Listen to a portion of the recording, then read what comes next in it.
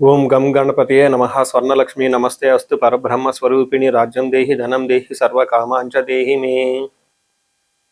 స్వర్ణలక్ష్మి అమ్మవారు ప్రతి ఒక్కళ్ళకి చక్కగా బ్రహ్మతత్వాన్ని, తద్వారా ప్రతి ఒక్కళ్ళు ప్రతి నిమిషం సంతోషంగా, హ్యాపీగా, ఉత్సాహంగా ఉండాలని చెప్పేసి అమ్మవారి యొక్క కృపా కటాక్షం ప్రతి ఒక్కళ్ళ మీద ఉండాలని చెప్పేసి మనం కోరుకుందాం, అమ్మవారిని ప్రార్థిద్దాం. అంతేకాకుండా ప్రతి ఒక్కళ్ళకి కూడాను రాజ్యం దేహి అమ్మవారు ఒక అథారిటీని, ఒక పవర్ని, ఒక స్టేటస్ని, ఒక దర్పాన్ని ప్రతి ఒక్కరికి ఇవ్వాలని చెప్పేసి కోరుకుంటూ, దీనితో పాటుగా ధన సమృద్ధి, ధనం అనేది ప్రతి ఒక్కరికి ఉండాలని, చక్కగా వాళ్ళ ఇంటి నిండా బ్యాంక్ అకౌంట్లు నిండా ఎక్కడ పెట్టినా ధనం ఉండాలని, ప్రతి ఒక్కరికి ధనం లేదు అన్న ఒక ఫీలింగ్ అనేది వాళ్ళకి రాకుండా సమృద్ధిగా ధనం ఉండాలని చెప్పేసి అమ్మవారిని ప్రార్థిస్తూ, దీనితో పాటు సర్వకామార్చ దేహిమే అంటే మన మనసులోకి వచ్చిన ప్రతి కోరిక కూడా అమ్మవారి తక్షణమే నెరవేర్చాలి. ఈ విధంగా అమ్మవారి యొక్క కృపా కటాక్షం మన మీద ఉండాలి. 12 రాసుల వారు కూడా చక్కగా అభివృద్ధి జరిగి ఎంతో ఉత్సాహంగా ఉన్నతంగా ఎదగాలని చెప్పేసి మనం కోరుకుందాం. ఇప్పుడు మనం జూన్ మంత్ యొక్క రాశి ఫలాలు చెప్పుకుందాం. జూన్ మంత్ రాశి ఫలాలు చెప్పుకుంటే ఈ జూన్ మాసంలో మనకి 2-3 రకాల విశిష్టతలు ఉన్నాయండి, అవి తెలుసుకుందాం. ఫస్ట్, ఈ జూన్ మంత్ మనకి అధిక జ్యేష్ఠ మాస పౌర్ణమితో స్టార్ట్ అయ్యి నిజ జ్యేష్ఠ మాసం పౌర్ణమితో ఎండ్ అయిపోతుందని మీరు గమనించాలి. అయితే ఈ యొక్క 2 పౌర్ణముల మధ్య ఈ యొక్క జూన్ మంత్ ఉండటంతో ఇందులో 2-3 రకాల విశిష్టతలు ఉన్నాయి. ఈ మాసంలో ఫస్ట్ 2 శని త్రయోదశులు వస్తున్నాయండి. 2 శని త్రయోదశులు చాలా చాలా రేరుగా వస్తాయని గమనించుకోవాలి. కొన్నిసార్లు శని త్రయోదశి 4-5 నెలలకు కూడా రాలేదు. పోయిన సంవత్సరం ఐ థింక్ ఇదే విధంగా జరిగింది. 5 నెలల వరకు శని త్రయోదశి లేదు. చాలా మంది పూజలు చేసుకోవాలన్నా కానీ, శనికి సంబంధించిన ఏమైనా పరిహారాలు చేసుకోవడానికి శని త్రయోదశి చాలా బెస్ట్ది. అలాంటిది శని త్రయోదశులు 2 వస్తున్నాయని గమనించుకోవాలి. వీటితో పాటుగా చాలా మందికి ఎప్పుడైతే అమావాస్య వెళ్ళిపోయిందో మనకి నిజ జ్యేష్ఠ మాసం స్టార్ట్ అవుతుందంటూ చాలా మందికి పెళ్లిళ్ళు సీజన్ వస్తుందని మనం చెప్పుకోవాలి. పెళ్లిళ్ళకి చాలా అనుకూలమైన టైం అని గమనించాలి. ఇంకొక ముఖ్యమైన విషయము, లాస్ట్ అంటే జూన్ ఎండ్లో మనకి ఏరువాక పున్నమి అని వస్తుంటుంది. ఇది రైతులకు ప్రత్యేకంగా చాలా చాలా ముఖ్యమైన రోజు. ఆ రోజున అందరూ అరకలు కట్టుకుంటారు.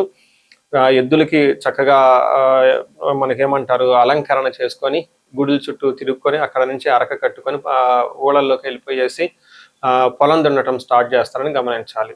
సో ఇది కూడాను ఇప్పటికి కూడాను ఇది మనకి ఎప్పటి నుంచో ఉన్న ఒక సనాతన ధర్మంలో భాగంగా ఎద్దులను పూజ చేయటం, వాటిని నందీశ్వరులుగా భావించుకోవటం, గుడుల చుట్టూ 3 రౌండ్లు తిప్పుకోవటం, భజనలు పెట్టుకోవటం, దండారా వేయటం, ఈ పనులను చేస్తూ ఉంటారు. ఒక ఉత్సాహంగా టోటల్ విలేజెస్ కూడా చాలా చక్కటి వాతావరణంలో ఇవన్నీ జరుపుకుంటూ ఉంటారని గమనించాలి.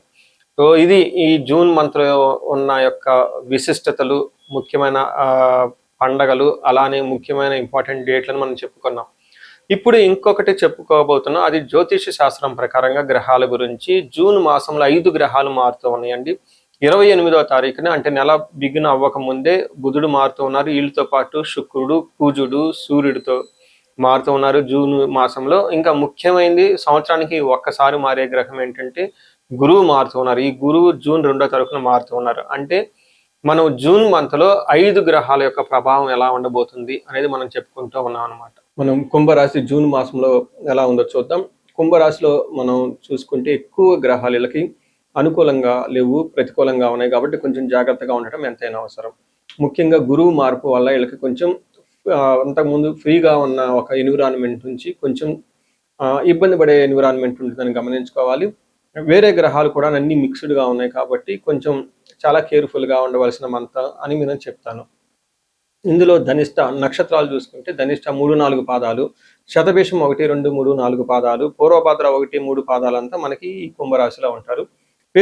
పేరు బలం బట్టి మనం చూసుకుంటే గు, గే, గో, సా, సి, సు, సో, ద అన్న లెటర్స్ అంతా కూడా ఈ కుంభరాశిలో ఉంటారని గమనించాలి. ముందుగా చెప్పుకునే విధంగా 5 గ్రహాలు మారటంతో గురువు అంత అనుకూలంగా ఉండరు, సూర్యుడు కూడా అనుకూలంగా ఉండరు. అయితే కుజుడు మాత్రం అనుకూలంగా ఉన్నారు. మిగతా 4 గ్రహాలకి వ్యతిరేకంగా ఉన్నాయి. ఆల్మోస్ట్ మీకు ఇప్పుడు మారుతున్న ఈ గోచారం ప్రకారం చాలా ఎక్కువ గ్రహాలు అంతా అనుకూలంగా లేవు. కాబట్టి జాగ్రత్తగా ఉండవలసిన మాసం అని మనం తెలుసుకోవాలి. దీంట్లో లఘు గోచారం ప్రకారం 5వ స్థానంలో సూర్యుడు ఉండటం వల్ల మానసికంగా ఆందోళన ఎక్కువ ఉంటుంది. అలానే ధనలాభం ఉంటుంది. రియల్ ఎస్టేట్లో ఉన్న వాళ్ళకి బాగా కలిసి వస్తుందని చెప్పుకోవచ్చు. బుధుడు వల్ల భార్యకి లేదా భార్యాభర్తల మధ్య గొడవలు లేదంటే పిల్లలతో గొడవలు అయ్యే అవకాశం ఉంటుంది. 6వ స్థానంలో శుక్రుడు ఉండటంతో స్త్రీలతో గొడవలు లేదంటే అనుకోని విధంగా ఆటంకాలు వచ్చే అవకాశం ఉంటుందని తెలుసుకోవాలి. మనం ఒక్కొక్క గ్రహం చూసుకుంటూ ఉంటే సూర్యుడు వీళ్ళకి 5వ స్థానంలో ఉండటం వల్ల ఏం జరుగుతుంది అంటే, సూర్యుడు 5వ స్థానంలో ఉంటే ఆలోచనలో స్థిరత్వం ఉండదు, చాలా కన్ఫ్యూజన్ ఉంటుంది, మానసిక ఒత్తిడి ఉంటుంది, అనవసరమైన వాటికి వృధా ఖర్చులు చేసి వృధాగా టైం స్పెండ్ చేస్తారు, కావాల్సిన దానికంటే ఎక్కువగా ఓవర్గా ఆల్కహాల్ తీసుకోవటం, గ్యాంబ్లింగ్ ఆడటం, ఇలా చాలా ఎక్కువ పనులు చేసే అవకాశం కూడా ఉంటుంది. మనసు అనేది అటు ఇటు స్థిరత్వంగా ఉండదని చెప్తూ ఉంటారు. మనకి సంస్కృతంలో దాన్నే మనకి మహర్షులు చెప్తారు. ఏం చెప్తారంటే, దేహాలాస్యం, మనస్తాపం, సుహృద్వేషం, ధన వ్యయం, బుద్ధి చాంచల్యం ఆప్నోతి, పంచమే రవి సంయుతే అని చెప్తారు. అంటే 5వ స్థానంలో సూర్యుడు ఉండటం వల్ల ఏమవుతుంది, దేహాలాస్యం అంటే సోమర్తనంగా ఉండటం, లేజీగా ఉండే అవకాశం ఎక్కువగా ఉంటుంది. మనస్తాపం అంటే మనసులో ఎక్కడో ఏదో పోగొట్టుకున్నట్టు ఒక ఫీలింగ్ లాగా ఉంటుంది. సుహృద్వేషం, వీళ్ళ ఫ్రెండ్స్ని వీళ్ళని ద్వేషిస్తూ కూర్చుంటారు. ధన వ్యయం, ధనాన్ని ఖర్చు చేస్తూ ఉంటారు. వీటన్నిటికంటే కూడా మోస్ట్ ఇంపార్టెంట్ బుద్ధి చాంచల్యం ఆప్నోతి అంటే బుద్ధి బలం కోల్పోతారు, రాంగ్ డెసిషన్ తీసుకుంటారు, ఎవరితో పడితే వాళ్ళతో ఫ్రెండ్షిప్ చేస్తుంటారు, ఏది కావాలంటే చేసేసే అవకాశం ఎక్కువగా ఉంటుంది. సంతానానికి కూడా గొడవలు వస్తాయి. అయితే ధన ప్రవాహం మాత్రం బాగుంటుందని గమనించుకోవాలి. అలానే కుజుడు చూసుకుంటే వీళ్ళకి 3వ స్థానంలో ఉండి, కుజుడు ఒక్క గ్రహం మాత్రం పరిపూర్ణంగా వీళ్ళకి సపోర్ట్ చేస్తున్నారని చెప్పుకోవచ్చు. అందులో 3వ స్థానంలో కుజుడు ఉండటం వల్ల అనేక రకాలైన లాభాలు ఉంటాయి. ఒకటి విత్తలాభ, సదవ ఆరోగ్యం, ఇష్టసిద్ధి, సుఖావహ, వస్త్రలాభో, ధన ప్రాప్తి, తృతీయ స్థానకే కుజ అని చెప్తారు. అంటే 3వ స్థానంలో కుజుడు ఉండటం వల్ల మిత్రలాభం, ఈ టైంలో మిత్రుల ద్వారా లాభం ఉంటుంది, విత్త లాభం, ఆర్థిక లాభం ఉంటుంది, ఆరోగ్యం, ఇష్టసిద్ధి, సుఖావహ అంటే అనుకున్న పనులన్నీ చక్కగా జరుగుతూ ఉంటుంది, సుఖం కలుగుతూ ఉంటుంది. అంతేకాకుండా వస్త్ర లాభము, ధన ప్రాప్తి అని చెప్తూ ఉంటారు. అంటే ఏ ప్రకారంగా చూసుకున్నా కానీ కుజుడు 3వ స్థానంలో ఉంటే సర్వదా చక్కగా ఉంటుందని తెలుసుకోవాలి. అయితే కుజుడి యొక్క దృష్టి 6వ ఇంట్లో 10వ ఇంట్లో ఉండటంతో ప్రొఫెషన్లో ప్రోగ్రెస్ ఉంటుంది, గ్రోత్ ఉంటుంది, ధన ప్రవాహం ఉంటుంది, శత్రువులపైన విజయం ఉంటుందని చెప్పుకోవాలి. అయితే ఈ గ్రహం మీకు గేమ్ చేంజర్ ఈ మంత్ అని మీరు చెప్పుకోవచ్చు. మనకి శుక్రుడు 6వ స్థానంలో ఉండటం అంత మంచిది కాదు. శుక్రుడు 6వ స్థానంలో ఉంటే ఏమవుతుంది, విరోధ శత్రు పీడాంచ, జ్ఞాతీనాంచ విరోధ, ఆయాసో ధారపుత్రై ద్వేషై భృగునందనే అని చెప్తారు. అంటే ఇందులో ఏంటంటే బంధువులతో గొడవము, తర్వాత విరోధం, ఎక్కువగా తెలిసిన వాళ్ళతో విరోధం పడటం, ఆయాసం, అనవసరంగా వృధా ప్రయాణాలు చేయటం, భార్యతోటి భర్తలతోటి లేదంటే భార్యాభర్తల మధ్య గొడవలు అయ్యే అవకాశం ఉంటుంది. కానీ love, romance, pleasures, out side ఇలా ఎక్కడికైనా లాంగ్ ప్రయాణాలు, ప్లేజర్ ట్రిప్స్ చేస్తే బాగా కలిసి వచ్చే అవకాశం ఉంటుందని గమనించుకోవాలి. సో చూశారు కదండి, ఈ రాశి వాళ్ళు ఎక్కువగా కొంచెం ప్రతికూలంగా ఉంది కాబట్టి కొంచెం జాగ్రత్తగా ఎంతైనా ఉండటం చాలా ముఖ్యమని గమనించుకోవాలి. సో ముఖ్యమైన గ్రహాలన్నీ చూసుకున్నారు కాబట్టి ఈ రాశి వాళ్ళకి ఇంకొక ముఖ్యమైన ఇన్ఫర్మేషన్ కూడా నేను చెప్తాను. పరిహారాలు చూసుకుంటే వీళ్ళకి ఏలినాటి శని యొక్క ప్రభావం ఇంకా దాదాపు అయిపోవచ్చింది, కానీ ఆ ప్రభావం మీ మీద ఉండే అవకాశం ఉంటుంది. ఎవరైతే పరిహారాలు చేసుకోవాలనుకుంటారో అందులో ధనిష్ఠ నక్షత్రం, చిదంబర క్షేత్రాన్ని దర్శించుకుంటే చాలా బాగా కలిసి వస్తుంది. తిరునల్లార్, ఇది పాండిచ్చేరి దగ్గర ఉంటుంది. ఇక్కడ శని శుభుడు. ఖచ్చితంగా ఈ రాశి వాళ్ళు కంపల్సరీ వెళ్ళి ఒక్కసారి అక్కడ శనికి తైలాభిషేకం చేయించుకోవటం, అక్కడ కొలను ఉంటుంది, ఆ కొలలో స్నానం చేసి గణపతికి పూజ చేసుకొని అక్కడ ప్రొసీజర్ ఉంటుంది. అలానే అక్కడ శనికి తైలాభిషేకం చేస్తే చాలా బాగా కలిసి వస్తుంది. అంటే ఇంకా గురువు యొక్క ప్రభావం మీ మీద ఎక్కువగా లేదు కాబట్టి గురువు మీకు మూవ్ అవటం, పక్క రాశిలోకి వెళ్ళటం వల్ల ధనాన్ని కోల్పోయే అవకాశం ఎక్కువగా ఉంటుంది. శత్రువుల పైన విజయం, అంటే శత్రువులు మిమ్మల్ని ఇబ్బందులు పెట్టే అవకాశం ఉంటుంది. సో ఈ రాశి వాళ్ళకి ఇంకా వీలైతే కుంభకోణ నవగ్రహ టెంపుల్ చుట్టం కూడా చాలా చాలా ముఖ్యమని నేను చెప్తాను. కొత్త పనులు ఏమైనా ఉంటే ఉన్న పనులు అయితే చక్కగా చేసుకోండి. కొత్త పనులు ఏమైనా ఉంటే కొంతకాలం పోస్ట్ పోన్ చేసుకుంటే మంచిది. అట్లీస్ట్ ఒక 1 మంత్ 2 మంత్స్ పోస్ట్ పోన్ చేసుకుంటే చాలా మంచిది. మనం ఇప్పుడు రెమెడీస్ చూసుకుంటే ముఖ్యంగా నేను అందరికీ సలహా ఇచ్చేది ఏంటంటే, మీ వయసు కనుక 35 to 45 ఉండి ఎక్కడ లైఫ్లో మీరు ఆగిపోయారు, ఇప్పటిదాకా గ్రోత్ ఉండి చక్కగా ఒక మేనేజర్ పొజిషన్లో ఉండి ఉన్నతంగా ఉండి కానీ లైఫ్ ఇప్పుడు అనేది మీకు ఛాలెంజింగ్గా ఉంది. దీన్ని మనం జనరల్గా మిడ్ లైఫ్ క్రైసిస్ అని చెప్తూ ఉంటారు చాలామంది. బట్ జ్యోతిష శాస్త్రంలో మిడ్ లైఫ్ క్రైసిస్ ఎందుకు వస్తుంది అనేది చాలా చక్కగా వివరించడం జరిగింది.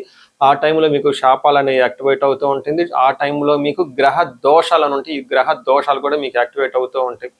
ఇది ఒక్కసారి మీరు ఇన్ కేస్ మీ ఏజ్ కనుక అలా ఉండి అప్పటిదాకా బాగుండి మధ్యలో మేము లైఫ్లో స్ట్రక్ అయిపోయాము, గ్రోత్ లేదు, డైరెక్షన్ లేదు, సరిగా ఇంప్రూవ్మెంట్ లేదు, రిలేషన్షిప్స్లో ప్రాబ్లమ్స్ వస్తూ ఉన్నాయి, ఎలా వెళ్ళాలో కన్ఫ్యూజన్లో ఉన్నారు అనుకున్నప్పుడు ఖచ్చితంగా ఒకసారి జ్యోతిష శాస్త్రంలో మీ ఇండివిడ్యువల్ హారోస్కోప్ చూపించుకోండి. అందులో టోటల్ శాపాలు ఏమైనా ఉన్నాయో స్కాన్ చేసుకొని అవి ఇప్పుడు యాక్టివ్గా ఏమైనా ఉన్నాయో తెలుసుకోవడం చాలా చాలా ముఖ్యం.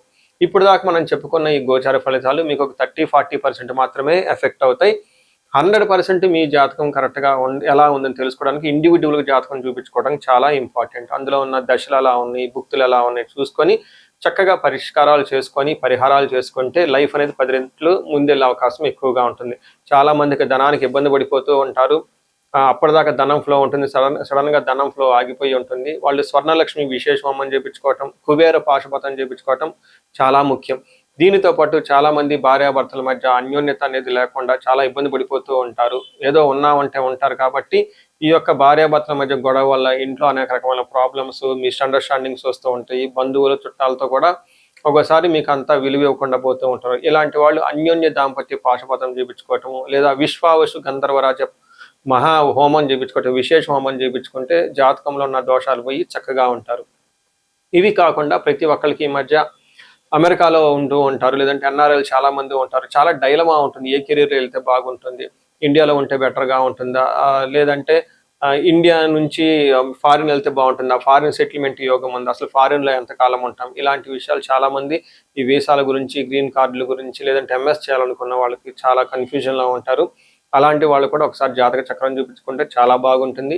యూజువల్గా వీసాలు రావడానికి నేను మన్యు పాశుపత అభిషేకం విత్ రాహు గ్రహాన్ని శాంతులు ఎక్కువ చేస్తూ ఉంటాను. ఇలా రాహువుకి సంబంధించి మన్యు పాశుపతం చేస్తే వీటితో పాటు లక్ష్మీ గణపతి జపము, ఈ స్వర్ణలక్ష్మి జపం చేసుకుంటూ ఉంటే ఇక్కడ ఫారిన్లో ఈ వీసా ప్రాసెసింగ్ లేదంటే ఈ డాక్యుమెంటేషన్ వర్క్ అంతా చాలా చక్కగా ఫాస్ట్గా ఎలాంటి ఆటంకాలు లేకుండా అయ్యే అవకాశం ఉంటుంది. ఇది కాకుండా ఇంకా మీరు ఏమైనా ఇండివిజువల్గా మీకు ఛాలెంజెస్ ఉన్నాయి, హెల్త్ బాగలేదు, మహామృత్యుంజయ హోమము, ఇంకా ఏమైనా మీకు మీ యొక్క శత్రు బాధలు విపరీతంగా ఉన్నారు, చండీ హోమం చేయించుకోవటం, చండీ హోమంతో పాటు ఇంకా మీకు విపరీతంగా మిమ్మల్ని ఇబ్బంది పెట్టేసి మిమ్మల్ని భయభ్రాంతులకు గురి చేసే వాళ్ళు ఎక్కువగా ఉన్నారు, బగలాముఖి జపము హోమము ఇవి చేయించుకుంటూ ఉంటే మీ చుట్టూ ఒక మంచి ప్రొటెక్టివ్ ఎన్విరాన్మెంట్ ఉంటుంది. సో ఈ మధ్యకాలంలో ఎక్కువగా నేను చండీ హోమాలు కూడా చక్కగా చేస్తూ ఉన్నాను. సాఫ్ట్వేర్ వాళ్ళకి, రాహు దశ నడిచిన వాళ్ళకి, రాహు అంతర్దశలు ఉన్న వాళ్ళు, ఇంకా నేను చాలా మందికి కాలసర్ప దోషాలు కూడా దగ్గరుండి చక్కగా నా ఆధ్వర్యంలో పూజలు చేపిస్తూ ఉన్నాను. ఇలాంటి వాళ్ళు మీ ఇండివిజువల్ జాతకంలో ఒకసారి చూపించుకొని ఎక్కడైనా మీరు లైఫ్ స్ట్రక్ అయ్యామో అనుకుంటే వాటికి చక్కగా ఎందుకు కారణం తెలుసుకొని పరిష్కారాలు తెలుసుకోవటం వల్ల మీ లైఫ్ 10 ఇంతలే ముందుకెళ్ళే అవకాశం ఎక్కువగా ఉంటుంది. మీ అందరికీ అష్టలక్ష్మి కృప కలగాలని, అలానే అష్టైశ్వర్యాలు భోగభాగ్యాలు కలగాలని చెప్పేసి నేను కోరుకుంటున్నాను. నమస్తే.